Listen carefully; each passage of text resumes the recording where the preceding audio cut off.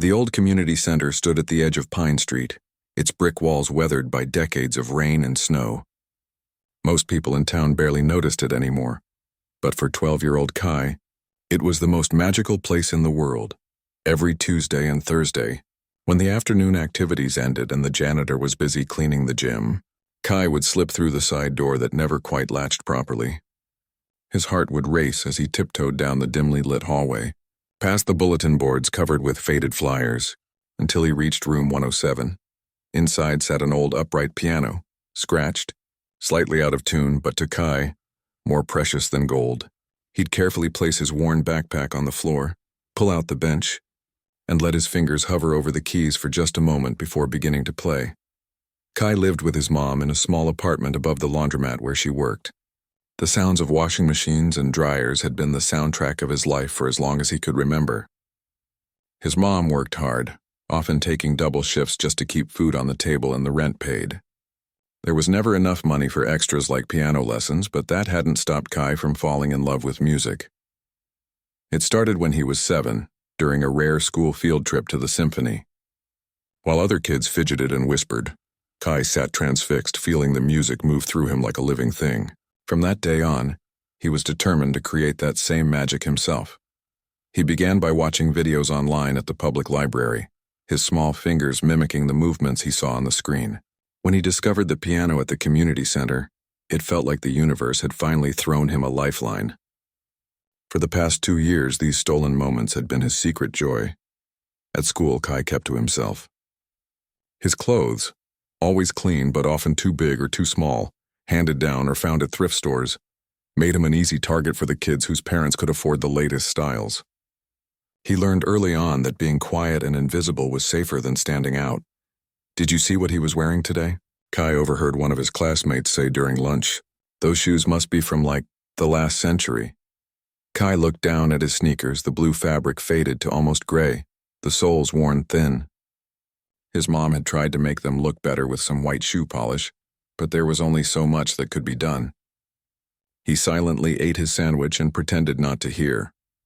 Later that afternoon, as he practiced at the community center piano, Kai poured all of his frustration and hurt into the music.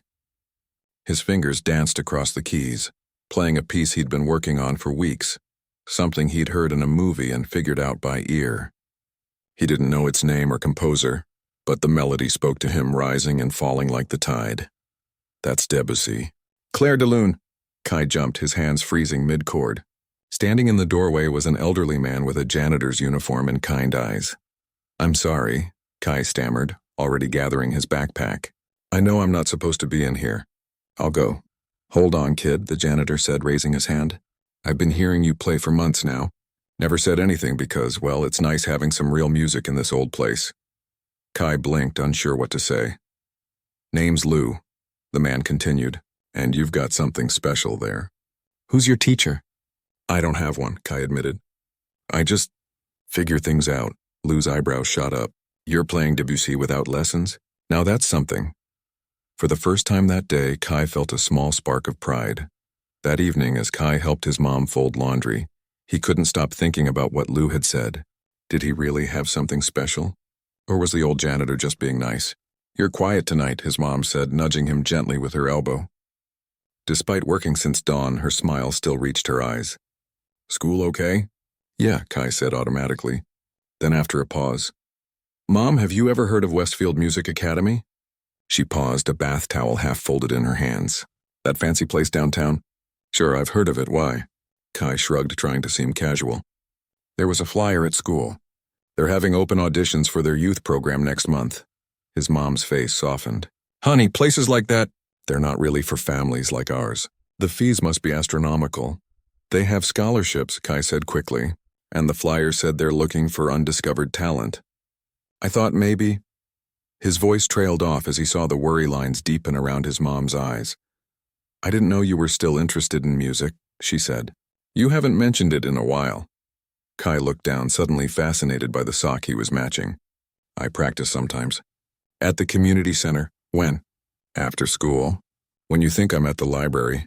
His mom set down the towel and turned to face him fully.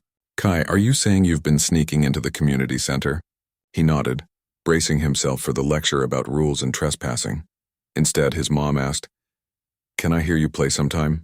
The following afternoon, Kai found himself back at the community center, but this time with permission.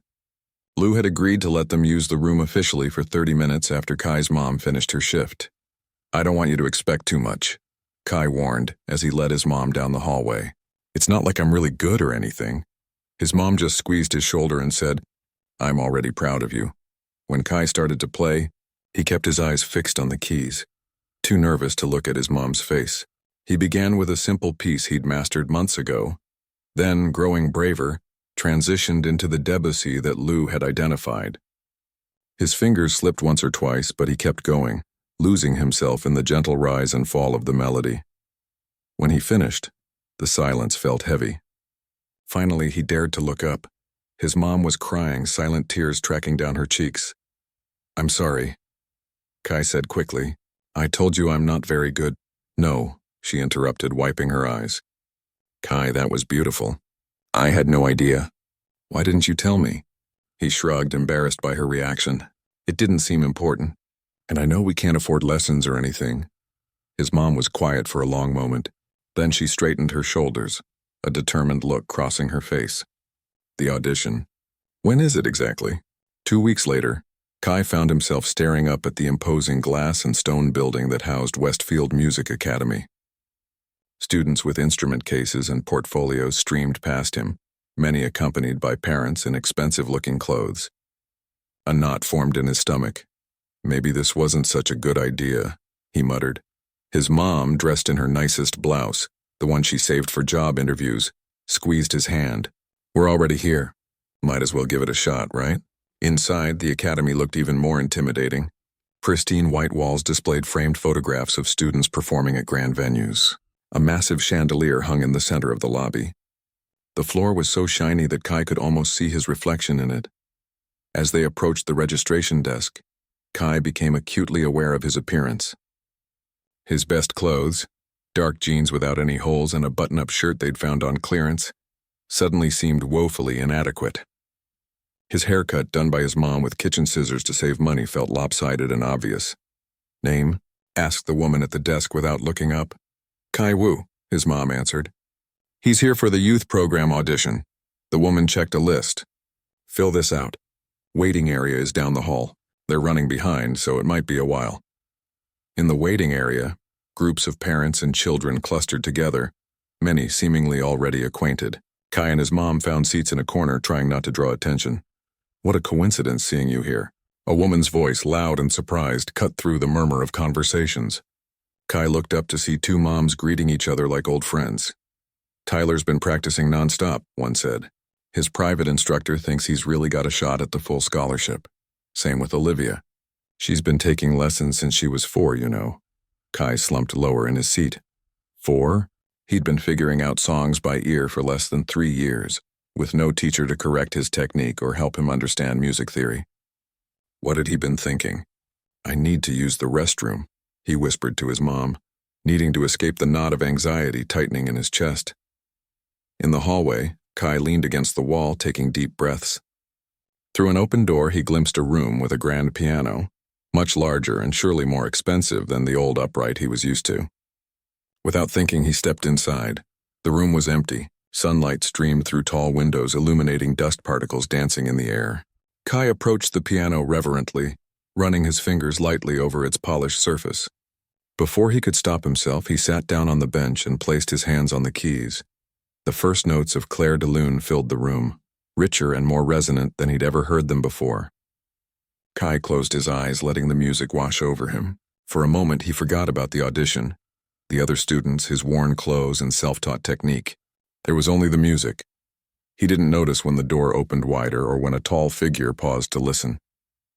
He didn't see the expression of surprise that crossed the stranger's face, or the thoughtful nod before the person slipped away again. When Kai returned to the waiting area, his mom gave him a questioning look. "You were gone a while. Everything okay?" Before he could answer, a staff member appeared with a clipboard. "Kai Wu, you're up next." As Kai stood, legs suddenly wobbly, his mom squeezed his hand one last time. "Just play like you did for me," she whispered. "That's all that matters." Walking toward the audition room, Kai tried to hold on to that thought. But as he passed a group of students, he overheard one whisper, "Who's that kid? Does he even belong here?" Another replied, just loud enough for Kai to hear, "Probably got lost. He looks like he should be delivering our takeout, not auditioning." Kai's face burned with shame and anger. He pushed open the door to the audition room where 3 judges sat behind a table. Their expressions were neutral, professional, but Kai couldn't help feeling they were already judging him, already finding him wanting. "Your name and piece?" one asked, pen poised over a form. "Kai Wu," he answered, his voice smaller than he intended. "I'll be playing Clair de Lune by Debussy." One judge raised an eyebrow. "That's a challenging choice. Proceed when you're ready." Kai approached the grand piano, similar to the one he'd just played in the empty room. He sat down, adjusted the bench, and placed his hands on the keys. But now, with 3 pairs of eyes watching him critically, the confidence he'd felt moments ago evaporated. His fingers trembled. When he began to play, the first notes came out too harsh, too rushed. He tried to recover, to find his way back to the music, but it was slipping away from him. He hit a wrong note, then another. The beautiful melody was becoming a mess under his fingers. From behind him, he heard one judge whisper to another. The words carried clearly in the quiet room. "Get that kid out. He stinks." The words hung in the air like poison. "Get that kid out. He stinks." Kai's fingers froze over the keys. His heart pounded so hard he thought it might burst from his chest. The beautiful melody of Clair de Lune that had flowed so naturally just minutes earlier, in the empty practice room, now felt impossible. Like trying to catch water with his bare hands. "Thank you. That will be all," said the judge in the center. A woman with silver-streaked hair pulled back in a tight bun. Her voice wasn't unkind, but her eyes had already moved to her notes. She was done with him. "But Kai started, desperate for another chance. "We have many applicants to get through today." The judge, who had whispered the cruel comment, cut in. He was a thin man with wire-rimmed glasses and a permanent frown. "You clearly aren't prepared for a piece of this difficulty. Perhaps in a few years with proper training." The dismissal was clear. Kai stood on shaky legs, gave a small bow like he'd seen musicians do on videos, and walked out. Each step felt heavier than the last. Behind him, he heard the judges calling the next name, already moving on. In the hallway, Kai leaned against the wall, trying to steady his breathing. Tears burned behind his eyes, but he refused to let them fall. Not here, not where anyone could see. His mom was waiting in the same corner of the reception area, her hopeful smile fading as soon as she saw his face. "Oh, honey," she said, standing up. "Can we just go?" Kai asked, his voice cracking despite his best efforts. They walked out of the gleaming Westfield building in silence. The beautiful spring day seemed to mock Kai's misery. Birds singing, flowers blooming, people laughing and chatting as they strolled by. How could everything look so normal when his world had just crumbled? "Do you want to talk about it?" his mom asked gently as they waited at the bus stop. Kai shook his head. The memory of those whispered words was too raw, too humiliating. He'd made a fool of himself in front of professional musicians. Worse, he'd wasted his mom's time and gotten her hopes up for nothing. "I'm sorry," he finally said as they boarded the bus. "For what?" "For making you take time off work. For thinking I could actually—" He couldn't finish the sentence. His mom took his hand, her palm rough from years of work, but her touch gentle. "Listen to me, Kai, you have nothing to be sorry for. I'm proud of you for trying. But I failed. You played in front of judges at one of the most prestigious music schools in the city. That takes courage. Failing isn't the worst thing that can happen to you. Not trying is." Kai wanted to believe her, but the sting of rejection was too fresh. He turned to look out the window, watching the fancy downtown buildings give way to their more modest neighborhood. By Monday morning, Kai had made a decision. He was done with music, done with dreaming about something that was clearly out of his reach. He got ready for school mechanically, his mind numb. "I made your favorite breakfast," his mom said when he came into the kitchen. "Cinnamon toast with a little bit of brown sugar. A simple treat, but one they couldn't always afford." "Thanks," Kai mumbled, taking a bite without really tasting it. His mom studied him for a moment. "I was thinking, there might be other options for music lessons. The community center sometimes offers free programs." "I don't want lessons," Kai cut in. "I'm not playing anymore." "Because of one bad audition?" "Because I'm not good enough." The words burst out louder than he intended. Those judges were right.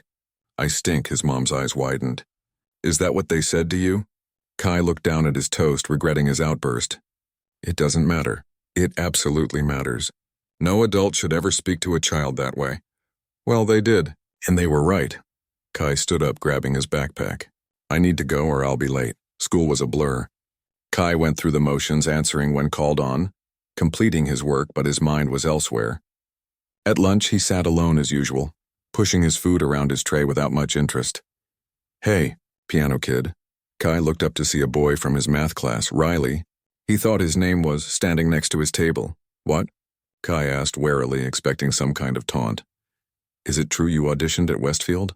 Riley asked, setting his tray down and sitting across from Kai without invitation. How did you know about that? Riley shrugged. My cousin goes there. Said some kid from our school tried out.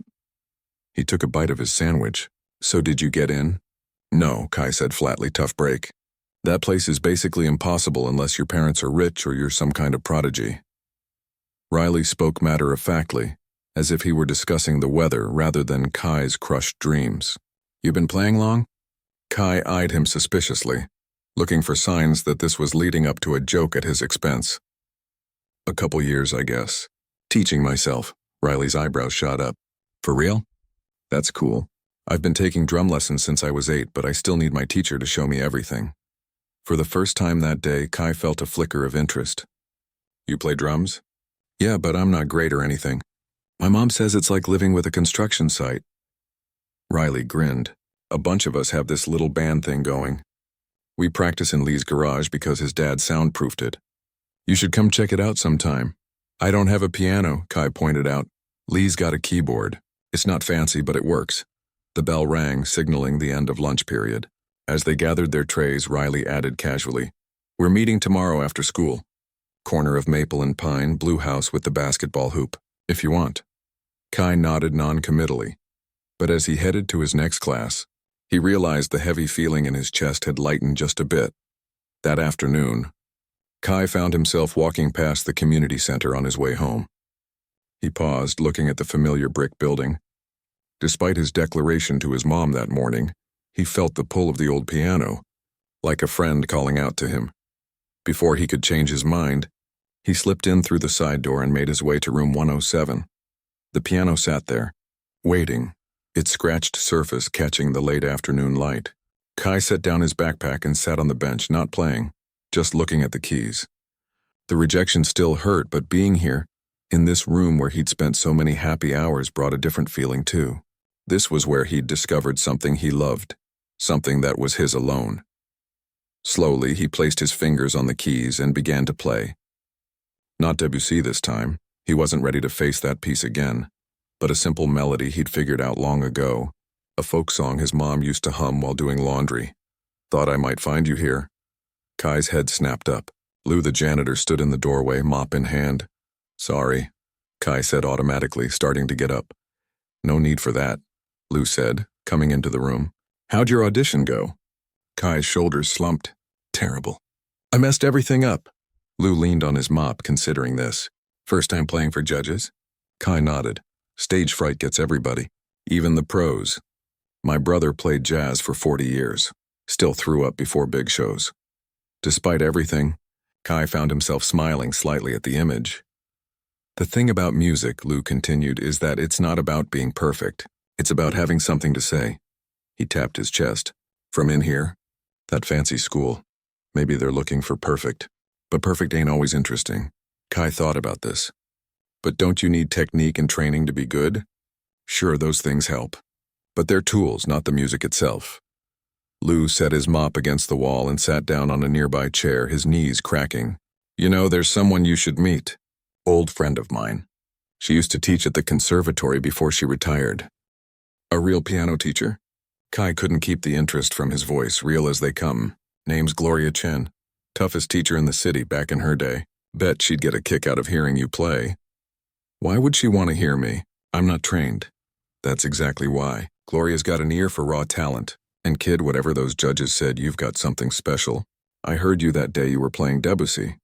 The next day after school, instead of heading to the address Riley had given him, Kai found himself standing outside a small house in a quiet neighborhood not far from the community center. The yard was neat but simple, with a few rose bushes along the front walk.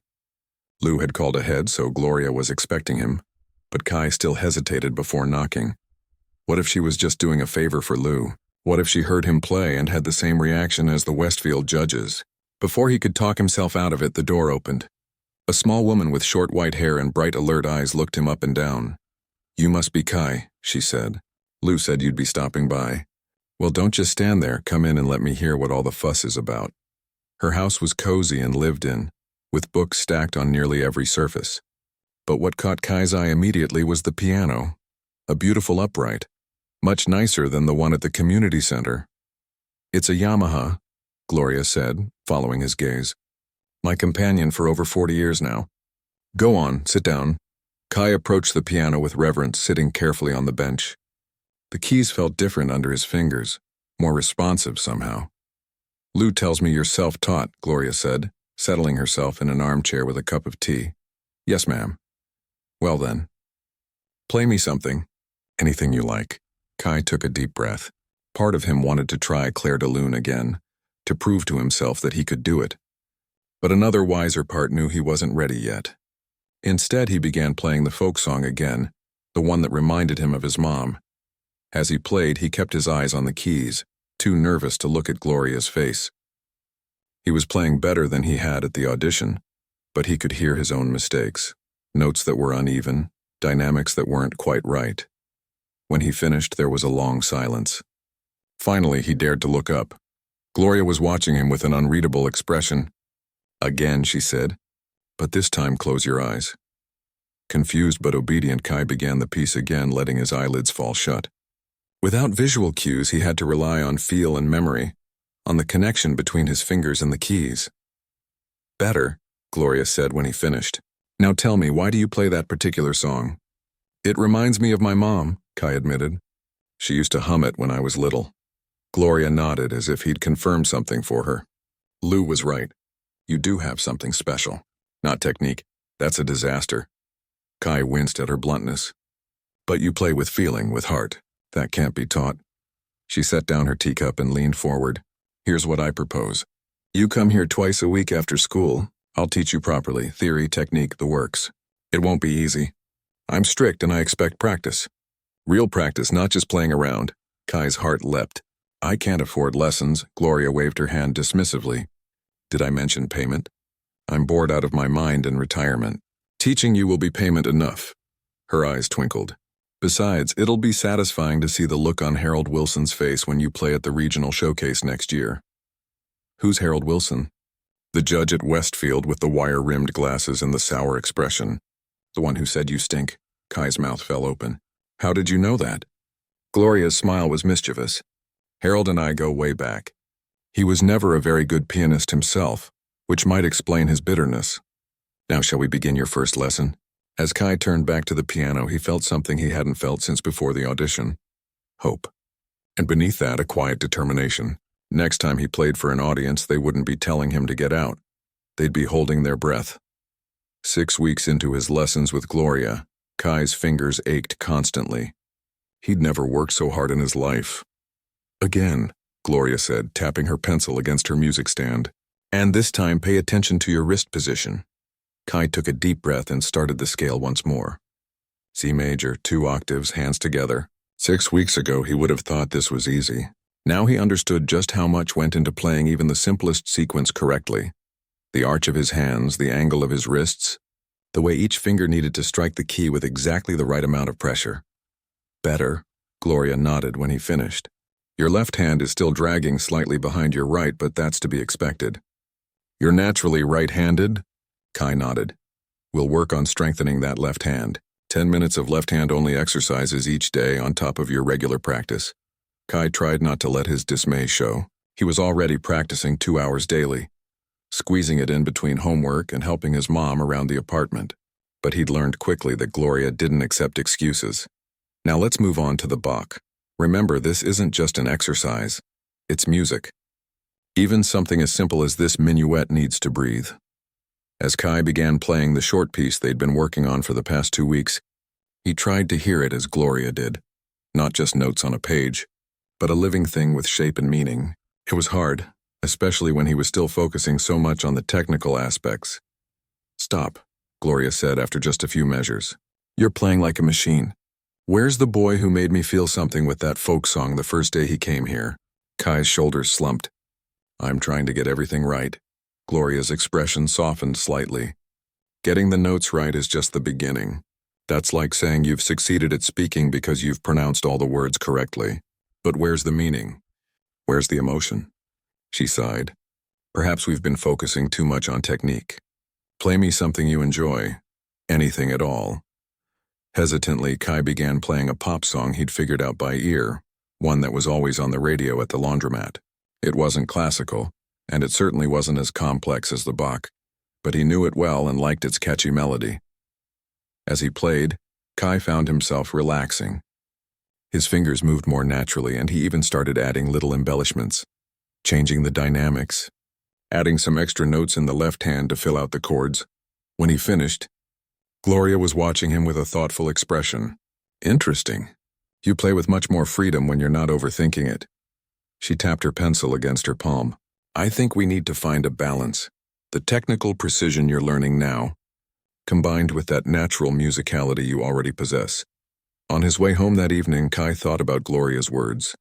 For weeks, he'd been so focused on trying to be good enough that he'd forgotten why he loved playing in the first place. He'd been playing as if the Westfield judges were still watching, waiting for him to make a mistake. The realization made him change course. Instead of heading straight home, he walked to the address Riley had given him weeks ago, the blue house with the basketball hoop. The sound of drums and electric guitar spilled from the garage as Kai approached. He stood awkwardly at the edge of the driveway, suddenly unsure. He'd never followed up on Riley's invitation to join their band practice, too consumed with his lessons with Gloria. The music stopped, and Riley spotted him. "Hey, piano kid, you finally showed up." 3 other kids Kai vaguely recognized from school looked up with curiosity. "Sorry I'm late," Kai said, trying to sound casual. "Like 6 weeks late," Riley laughed. "Better late than never. Come on in. We're trying to figure out this new song, but it's missing something." The garage was set up as a makeshift studio with drums in one corner, guitar amps, and a keyboard on a stand. The keyboard was nothing special, a basic model with unweighted keys, but to Kai it represented something new and exciting. "This is Kai," Riley told the others. "He plays piano. Like, for real." A girl with purple-streaked hair who was holding a bass guitar nodded at him. "Cool, I'm Zoe." "Lee," said the boy at the drums, twirling a stick between his fingers. "It's my garage." "And I'm Vince," added the boy with the electric guitar. "I also sing, but not very well according to these guys." "That's because you can't sing," Zoe said bluntly, but with a grin that took the sting out of her words. Kai found himself smiling. There was an easy camaraderie among them that he'd never experienced before. "So," Riley said, "we're working on this song. It's kind of a rock thing, but with some pop elements. Want to jam with us? See if you can find a keyboard part that fits?" For a moment, Kai hesitated. What would Gloria think of him playing rock music with a garage band? But then he remembered what she'd said about finding a balance, about not losing the joy in his playing. "Sure," he said, moving toward the keyboard. "Let me hear what you've got so far." The next hour flew by. At first, Kai felt awkward and out of place, trying to fit classical techniques into a rock song. But gradually he relaxed into it, finding simple chord patterns that complemented the guitar and adding melodic lines that wove around Vince's vocals. "Dude, that sounds awesome," Vince exclaimed after they'd run through the song a few times. "Where'd you learn to play like that?" "I've been taking lessons," Kai said, surprised by how natural it felt to be playing with other people. "But this is different from what I usually practice." "Different good or different bad?" asked Lee from behind his drums. Kai thought about it. "Different good. It's fun. You should come back next week," Riley said. "We're playing at the school talent show in a couple months." "You in?" "A band, friends, a talent show." It was so far from what Kai had imagined for himself just a few weeks ago that he almost wanted to laugh. "Yeah," he said. "I'm in." When Kai arrived for his next lesson with Gloria, he was nervous about telling her about the band. Would she think he wasn't serious about his classical training? To his surprise, Gloria seemed intrigued. A rock band? How interesting. And what do you play? Mostly chords and some melody lines, Kai explained. It's not very complicated, but you're learning to listen to other musicians to play as part of a group. That's valuable. She adjusted her glasses. I won't pretend I understand rock music, but I do understand the joy of playing with others. It's a different kind of musicianship than solo performance. Relieved, Kai settled in for his lesson with renewed enthusiasm. Over the next few months, Kai fell into a new routine. School during the day, practice at Gloria's 3 times a week, band rehearsals twice a week, and daily practice at home. His mom had found a used keyboard at a thrift store. Not a great one, but good enough for practicing at home rather than having to sneak into the community center. I hardly see you anymore, his mom teased one evening, as Kai wolfed down dinner before heading to his keyboard. You're always either playing piano or rushing off to play piano somewhere else. Sorry, Kai said through a mouthful of pasta. Don't be sorry. I've never seen you so happy. She ruffled his hair, something she hadn't done since he was much younger. I'm proud of you, you know that? Kai ducked his head, embarrassed but pleased. The band's playing at the school talent show next week, and Gloria thinks I might be ready for a small recital at the community center next month. I wouldn't miss either of them, his mom promised. The school talent show came first. Backstage, Kai felt the familiar flutter of nerves in his stomach, but it was different from the paralyzing fear he'd felt at Westfield. These were his friends now, and they'd practiced hard. Even if they messed up, they'd mess up together. Ready? Riley asked, adjusting his drumsticks. Kai nodded, taking his place at the keyboard. When they were announced and walked out onto the stage, the bright lights momentarily blinded him. He could hear the murmur of the audience, the rustle of programs. A few cheers from friends. Zoe counted them in. And then they were playing, a cover of a popular song they'd arranged themselves, with an extended keyboard solo in the middle that showcased what Kai could do. As his fingers flew over the keys, Kai felt a rush of pure joy. This wasn't about being perfect. It was about making music together, about connecting with the audience and with each other. When they finished, the applause was enthusiastic. They didn't win. That honor went to a dance group with an elaborate routine, but Kai didn't care. The thrill of performing, of being part of something bigger than himself, was reward enough. Gloria attended the show, sitting discreetly in the back. Afterward, she found Kai amid the crowd of students and parents. Not my kind of music, she said with a small smile. But I can appreciate the skill. You've been holding out on me, Kai. That improvisation in the middle showed musicality I haven't seen in our lessons. Kai flushed with pride. It's easier when I'm not thinking too hard about it. Precisely. That's what I've been trying to tell you. Gloria's eyes gleamed. I think you're ready for something more challenging. Have you ever heard Chopin's Nocturne in E-flat major? The recital at the community center came next. It was a small affair, just Kai and 2 other students Gloria had taken on, playing for an audience of family, friends, and a few community members. But for Kai, it felt momentous.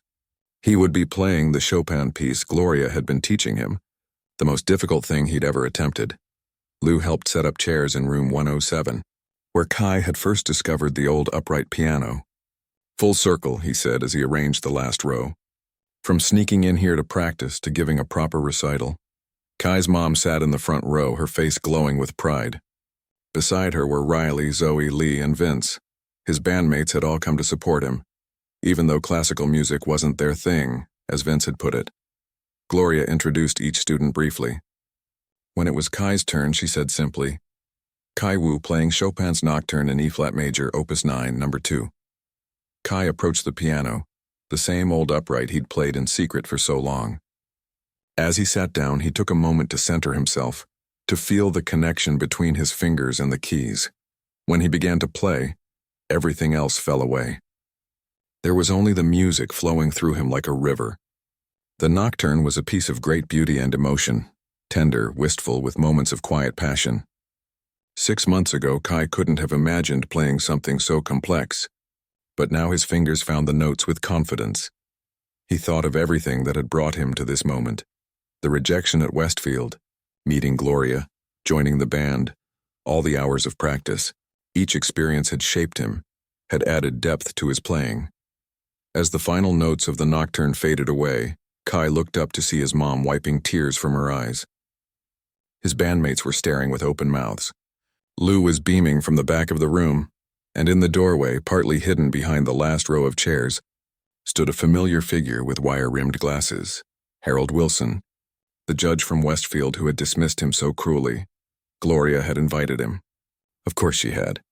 As the applause washed over him, Kai met the judge's eyes across the room.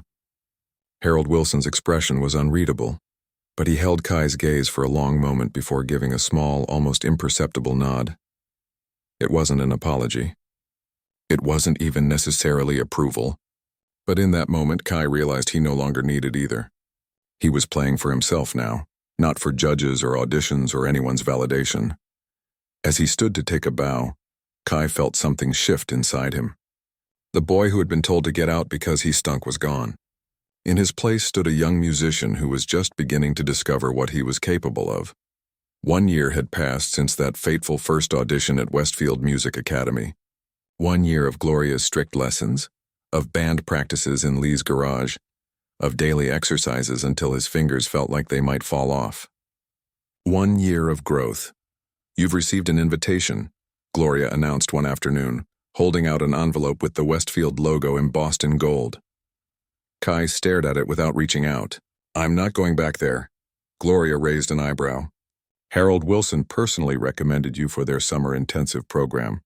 That's quite an honor, especially coming from him." The same Harold Wilson who said I stink? Kai couldn't keep the bitterness from his voice, even after all this time. The very same. Gloria set the envelope on the piano. "People can change their minds, Kai. Harold saw you play at the community center. He recognized your growth." Kai still made no move to take the envelope. "What if I don't want to go?" Gloria studied him for a moment, her sharp eyes missing nothing. "Is it that you don't want to go or that you're afraid to go?" The question hit too close to home. Kai looked away. "What's the difference?" "All the difference in the world." Gloria sat down in her armchair, a sign that this was going to be a conversation, not just a quick exchange before getting back to music. "Fear holds us back from things we might actually want. It keeps us small, keeps us safe but unfulfilled." "I'm not afraid," Kai insisted, though they both knew it wasn't true. "I just don't need Westfield anymore. I have you teaching me. I have the band. I'm doing fine without them." "You are," Gloria agreed. "But this isn't just about learning to play, Kai. This is about opportunities. The summer intensive includes master classes with internationally renowned pianists. It includes a performance at Mercer Hall.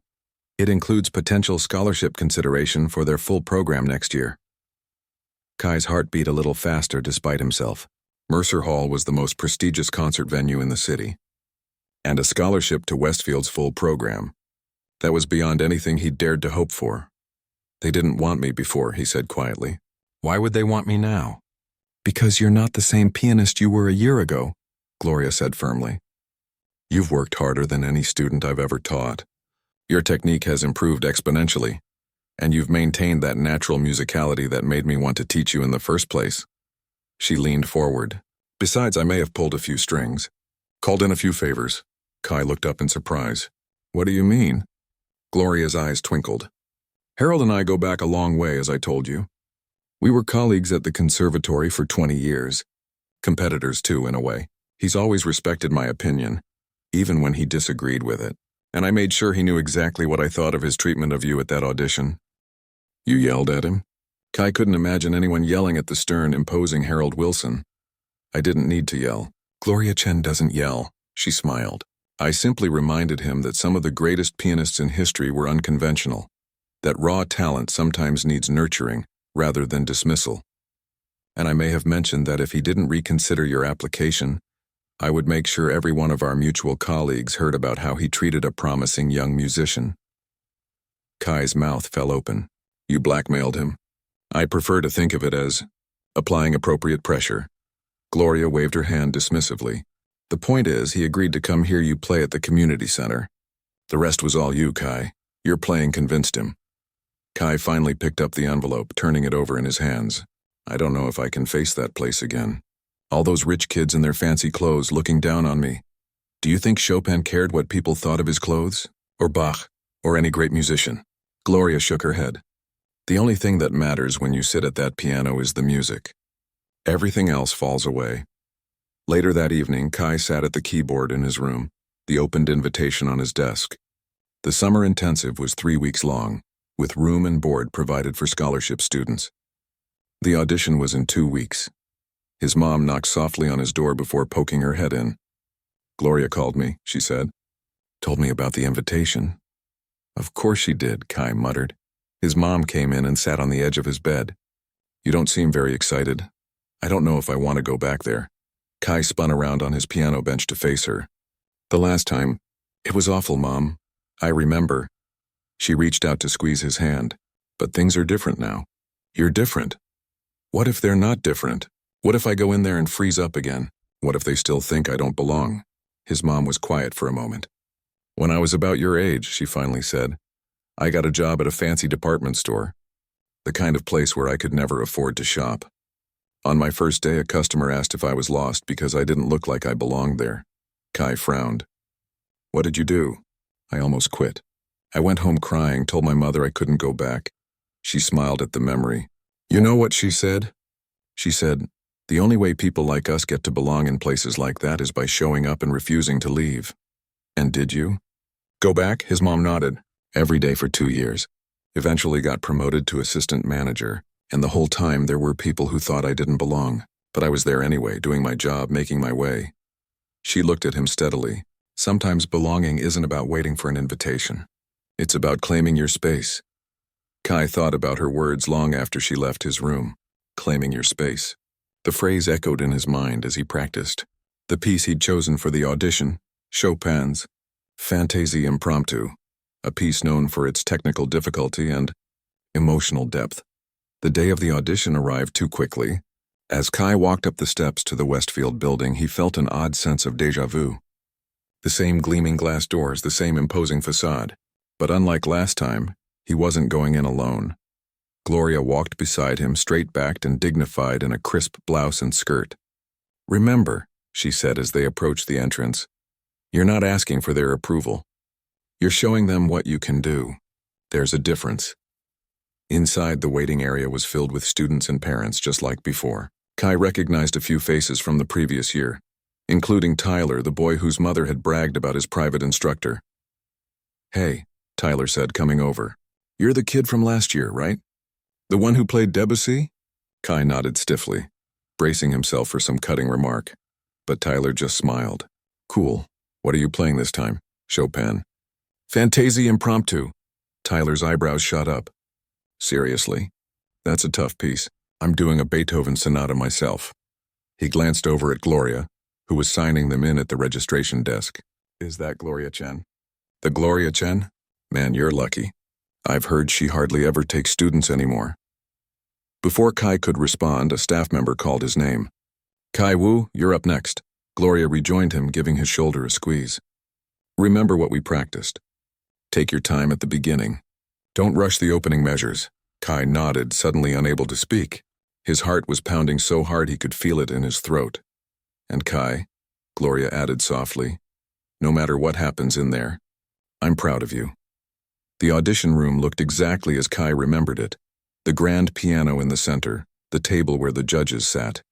And there in the middle seat was Harold Wilson. His expression gave nothing away as Kai entered. Kai Wu, said the woman judge, whom Kai also recognized from last year. You'll be playing Chopin's Fantaisie Impromptu, correct? Yes, Kai said, his voice steadier than he felt. Whenever you're ready. Kai approached the piano, adjusting the bench to the right height. As he sat down, he caught a glimpse of his reflection in the piano's polished surface. No longer the scared kid from a year ago, but a young musician who had worked and practiced and grown. He placed his hands on the keys, took a deep breath, and began to play. The Fantaisie Impromptu opens with a flurry of notes, a cascade of sound that requires precision and fluidity. For the first few measures, Kai was intensely focused on the technical aspects, the finger crossings, the even distribution of weight, the light pedaling that Gloria had drilled into him. But then, as the piece developed, something shifted. Kai forgot about the judges, forgot about Westfield, forgot about everything except the music flowing through him. The middle section, with its lyrical, song-like melody, Felt like telling a story. His story with all its struggles and triumphs. When he reached the return of the opening theme, his fingers flew over the keys with newfound confidence. This was why he played. Not for approval or acceptance, but for this feeling of connection to something larger than himself. As the final chords faded away, Kai slowly lifted his hands from the keys. For a moment, the room was completely silent. Then he heard the rustle of papers as the judges made notes. "Thank you, Mr. Wu," Harold Wilson said, his voice as formal as ever. "That was quite impressive. Your technical growth over the past year is remarkable." Kai stood and gave a small bow just as Gloria had taught him. "Thank you," he said, meeting Harold's eyes directly for the first time. Something that might have been respect flickered across the judge's face. "The results will be posted next week. You may go." Outside, Gloria was waiting, her expression neutral but her eyes bright with anticipation. "Well, I think it went okay," Kai said, still a little dazed. "I didn't mess up, and I didn't let them scare me this time." Gloria's face broke into a rare, wide smile. "I knew you could do it." The week of waiting was the longest of Kai's life. He threw himself into band practice, grateful for the distraction. They were preparing for an end-of-year concert at a local cafe, their first real gig outside of school. "You're playing like a man possessed," Lee commented after a particularly intense rehearsal. "Is this about that fancy music school audition?" Kai shrugged, pretending it wasn't constantly on his mind. "Just want us to sound good for the cafe show." "Well, whatever it is, keep it up," Zoe said, packing up her bass. "We've never sounded better."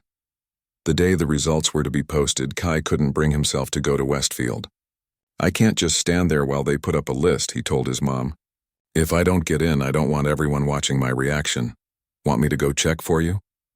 she offered. Kai shook his head. "Gloria said she'd call as soon as she hears anything." He was at the community center, mindlessly playing scales to keep his hands busy, when his phone buzzed. Gloria's name flashed on the screen. Kai's hand shook as he answered. "Hello? Congratulations, Mr. Wu," Gloria said, and he could hear the smile in her voice. "You've been accepted to the Westfield Summer Intensive Program with a full scholarship. Additionally, you've been invited to audition for their full-time program in the fall." Kai sat down hard on the piano bench, his legs suddenly unable to support him. "Really? Really? Harold called me himself to deliver the news.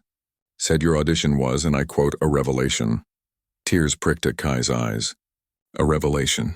From the judge who had once told him to get out because he stunk. "There's more," Gloria continued.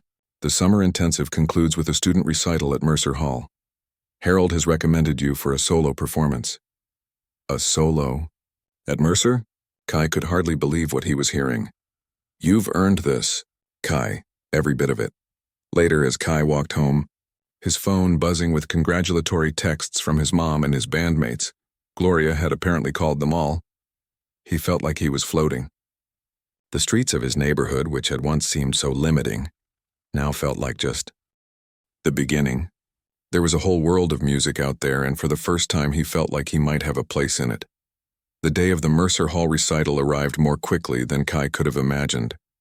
3 weeks of intensive training, master classes, theory workshops, ensemble playing, had pushed him further than he'd thought possible.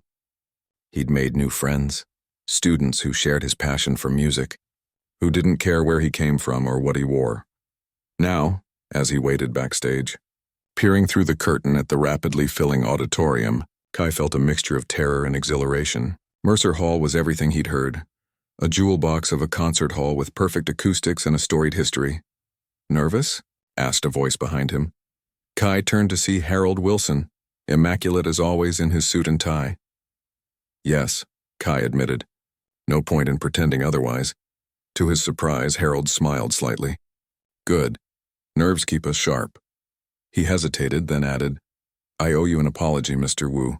My comments at your first audition were unnecessarily harsh." Kai hadn't expected this. "It's okay," he said automatically. "No, it isn't. A teacher's job is to nurture talent, not crush it.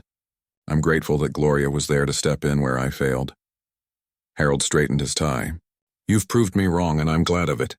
Your performance tonight will be the highlight of the recital, I have no doubt." Before Kai could respond, the stage manager called for places. Harold nodded once, then moved away, leaving Kai to process what had just happened.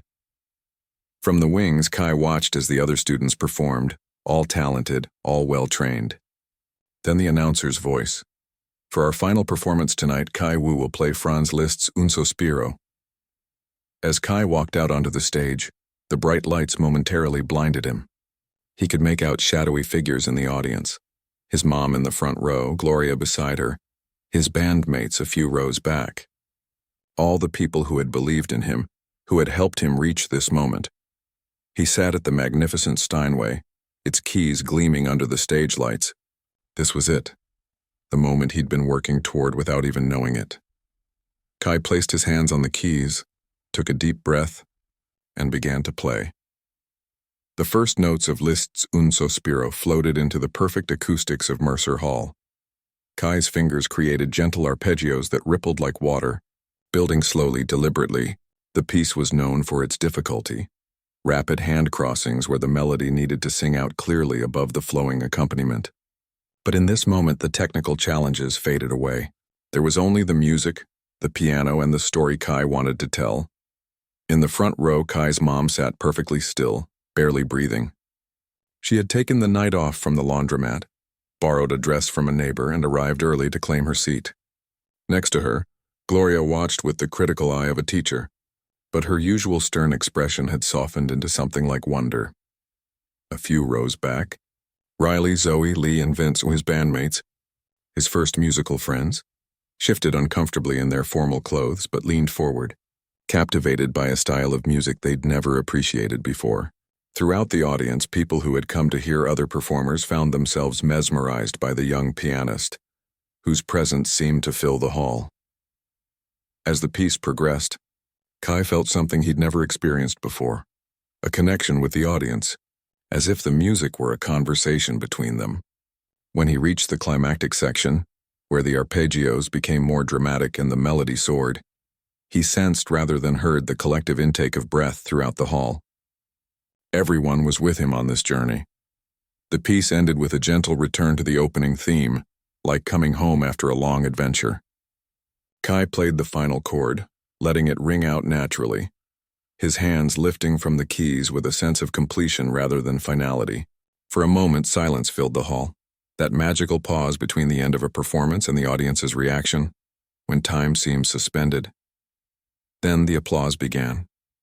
It started slowly, almost cautiously, then swelled into something thunderous.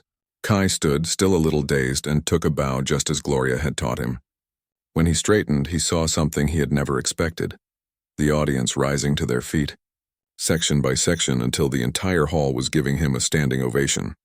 In that moment, Kai thought of the boy he had been just over a year ago, sneaking into the community center to practice on an old upright piano, dreaming of making music but believing it was beyond his reach. That boy who had been told to leave because he stunk. Now here he was on the stage of Mercer Hall, with an audience applauding not out of politeness but genuine appreciation. As Kai took a second bow, his eyes found his mom in the front row. Tears streamed down her face, but she was smiling the biggest smile he had ever seen. Next to her, even Gloria was openly wiping away tears. Her usual composure briefly abandoned. Backstage after the performance, Kai was surrounded by well-wishers, fellow students from the summer program, teachers, even a few music critics who had come to cover the event. "That was extraordinary," said a tall woman Kai recognized as one of the masterclass instructors. "You have a rare gift, young man, not just technical ability, but something to say with your music." "Thank you," Kai replied, still floating on the high of the performance. When the crowd around him finally dispersed, Kai found his mom waiting with Gloria. His mom pulled him into a tight hug, not caring who saw. "I've never been so proud," she whispered into his ear.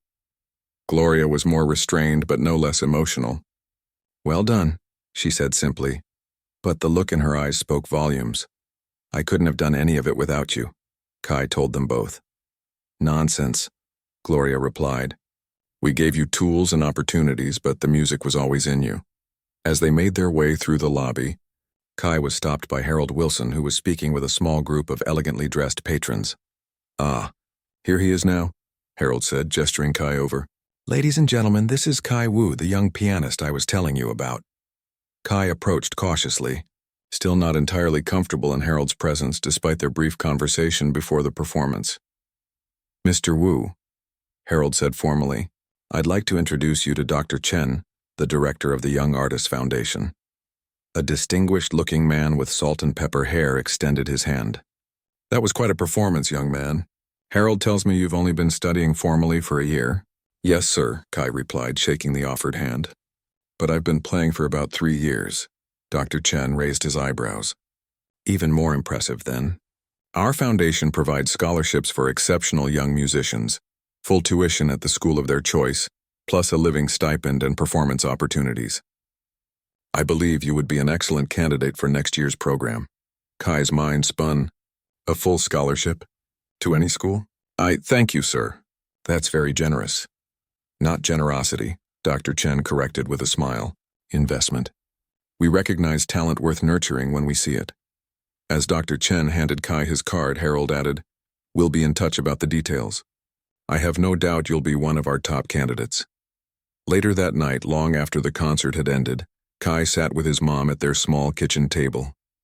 They'd stopped for ice cream on the way home, a rare treat to celebrate the occasion, and were both still too wired to sleep.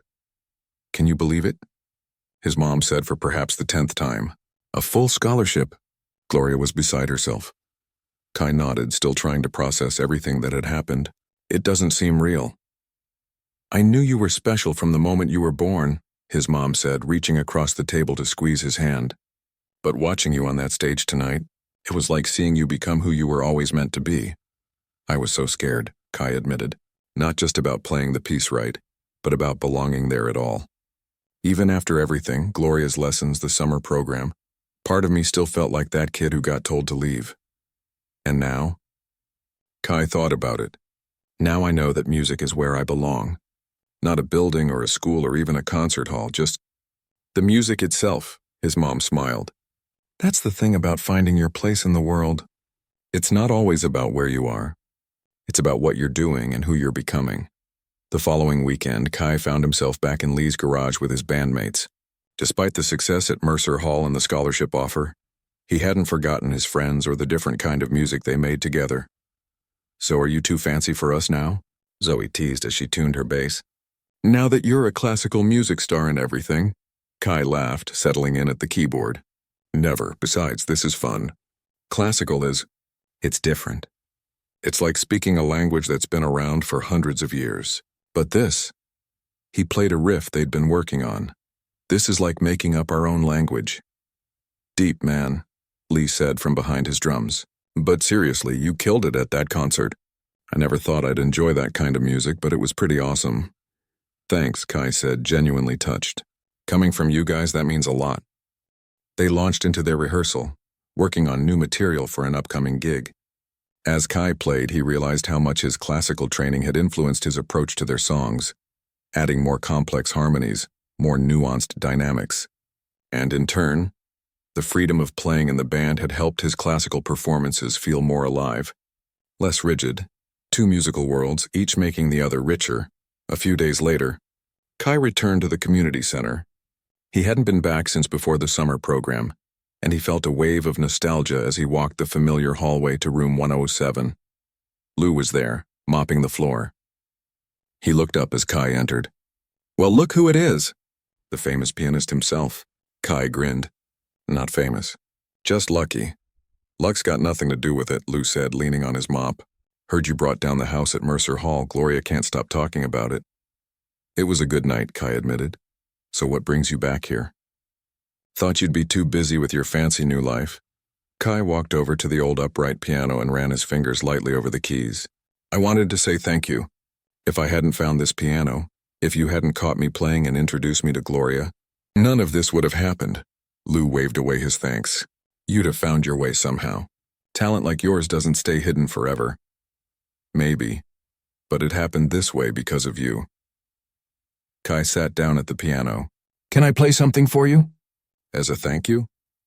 "I'd be honored," Lou said, setting aside his mop and pulling up a chair. Kai thought for a moment, then began to play. Not Liszt or Chopin or any of the classical pieces he'd been studying, but the folk song, his mom's song, that he'd played for Gloria that first day. It sounded different now, infused with everything he'd learned since then, but the simple melody still carried all the meaning it always had. When he finished, Lou was quiet for a moment. "You know," he finally said, "I've been working in this building for 30 years. Seen all kinds of kids come through. Rich ones, poor ones, troubled ones, gifted ones. But I've never seen anyone transform the way you have. Not just your playing, though, that's remarkable enough. You yourself. You stand taller now." Kai hadn't thought about it, but Lou was right. He did feel different, more confident, more at home in his own skin. "I've been thinking," Kai said, "about starting a music program here at the center. Free lessons for kids who can't afford them, maybe on Saturdays when I'm not in school or at Westfield. Gloria said she might know some other teachers who would volunteer." Lou's face broke into a wide smile. "Now that is a fine idea. Giving back already." "It's not just giving back," Kai explained. "It's about making sure other kids get the chance I got. There must be so many who love music but don't have access to lessons or instruments or encouragement." Full circle. Lou nodded. From sneaking into practice to teaching others. Over the next few months, as Kai balanced his new life, Westfield's pre-college program during the week, band practice on Friday afternoons, teaching at the community center on Saturdays, he often thought about the journey that had brought him here. The rejection that had nearly ended his musical ambitions before they'd truly begun. The unexpected mentors who had seen something in him worth nurturing. The friends who had accepted him without question and always. The music itself, the constant companion that had transformed a shy, insecure boy into someone who could stand on a stage and move an audience to tears. 1 year after his triumphant performance at Mercer Hall, Kai found himself back on that same stage, this time playing Rachmaninoff's Piano Concerto No. 2 with the Youth Symphony. As he waited for his cue to begin, he glanced out at the audience. His mom was there, of course, in the same front row seat. Gloria sat beside her, already leaning forward in anticipation. His bandmates were scattered throughout the hall, having insisted on coming even though classical music still isn't our thing. But you are. And somewhere out there were kids from the community center program, students he'd been teaching, who had never set foot in a concert hall before tonight. As the conductor gave him the nod to begin, Kai placed his hands on the keys. He took a deep breath, centered himself, and began to play. From the very first chord, everyone in the hall held their breath.